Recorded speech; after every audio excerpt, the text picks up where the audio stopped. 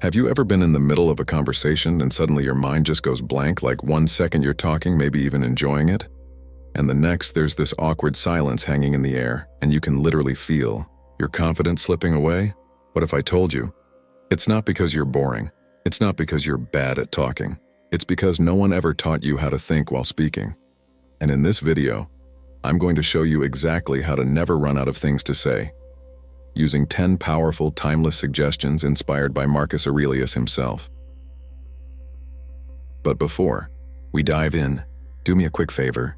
If you want to improve your confidence, your communication, and honestly, your love life too, hit that subscribe button, like this video, and most importantly, watch till the end. Because what you're about to learn isn't just about talking, it's about becoming someone people never forget. Now let me tell you a quick story. A few years ago, there was a guy, quiet, observant, always in the background. In group conversations, he'd smile, nod, maybe laugh at the right moments. But when it was his turn to speak, nothing. His mind would freeze. He'd overthink, panic, and then either say something random, or worse, say nothing at all. People didn't hate him, they just overlooked him, and that hurt more. One day, he stumbled upon the writings of Marcus Aurelius, not a communication expert, not a motivational speaker, a Roman emperor, who spent most of his time writing notes to himself about how to think clearly. And that's when everything changed, because he realized something powerful. Great conversation isn't about having more words, it's about having better thoughts. So let's break down the 10 Stoic suggestions that transformed him and can transform you too. First, stop trying to impress people. Marcus Aurelius often reminded himself, don't waste time on what others think. And yet, in conversations, that's exactly what we do. We try to sound smart, funny, interesting. And that pressure? It blocks your mind, because instead of listening, you're performing. But the moment you drop that need to impress, something shifts. You become curious. You actually listen, and suddenly you don't need to come up with things to say because the conversation itself gives you material. Second, be deeply curious about people. Most people don't run out of things to say, they run out of interest. Think about it.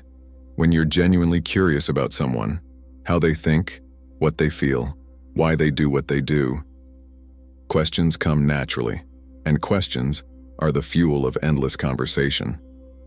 Instead of thinking, what should I say next? Try thinking, what do I want to understand about this person? That one shift alone can carry an entire conversation. Third, speak from observation, not imagination. One of Marcus Aurelius's key practices was grounding himself in reality. What's actually happening right now? In conversations, we do the opposite. We get stuck in our heads, imagining what the other person thinks, worrying about judgment, replaying our words. And that disconnects us from the moment. But if you train yourself to speak from observation, you'll never run out of things to say. Comment on what's happening, the environment, the situation, the energy. Real conversations live in the present, not in your overthinking. Fourth, use the thread technique. Here's something that guy learned the hard way. Every sentence someone says contains multiple threads, little topics you can pick up and explore. For example, if someone says, I just got back from a trip to Istanbul, it was amazing but exhausting. There are at least 4 threads there. The trip. Istanbul. What made it amazing? What made it exhausting? But most people ignore these threads because they're too busy thinking about their own response. Train yourself to notice threads and pull on them. That's how conversations keep flowing. Fifth, embrace silence instead of fearing it. Marcus Aurelius valued silence, reflection, pauses, but in modern conversations, silence feels like failure. So we rush to fill it with anything, and that desperation kills the flow. Because great conversations breathe. There are pauses, moments to think, moments to feel. If you can sit comfortably in silence, even for a few seconds, you'll stand out immediately because you're not reacting, you're choosing. Sixth, talk about what you actually care about. Marcus believed in living according to your values. So why do we talk about things we don't care about? Just to fit in? That's one of the biggest reasons people run out of things to say. They're disconnected from their own words. But when you talk about something that genuinely interests you, energy shows up. Ideas flow. You don't need scripts, because passion carries you. So instead of asking, "What should I say?" ask, "What do I actually think about this?" Seventh, practice thinking clearly, not speaking perfectly. Marcus Aurelius didn't care about sounding impressive. He cared about being clear, and clarity is what makes someone a great conversationalist. Not fancy words, not perfect delivery, just clear, honest thoughts.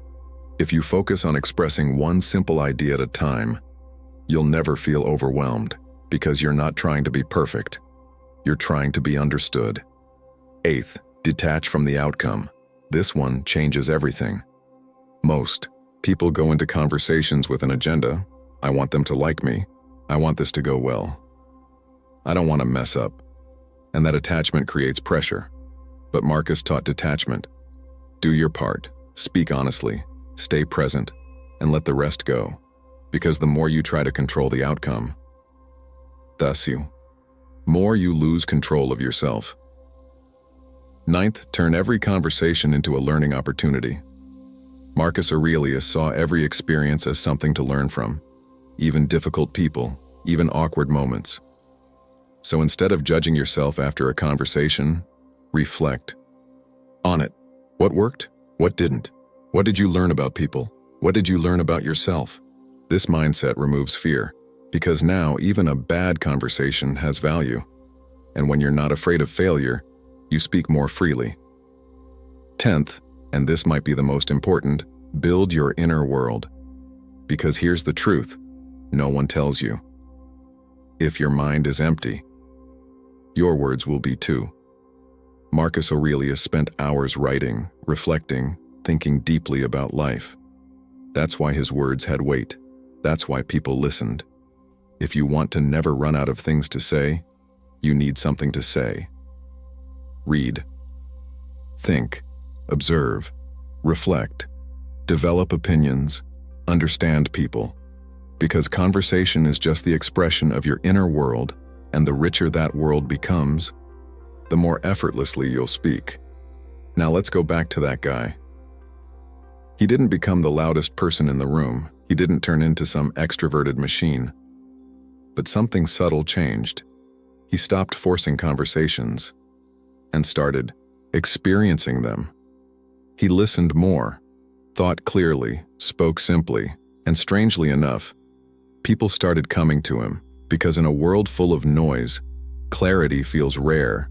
And when you can hold a conversation without trying too hard, without seeking validation, without running out of things to say, you become magnetic, not because you're saying more, but because what you say finally means something.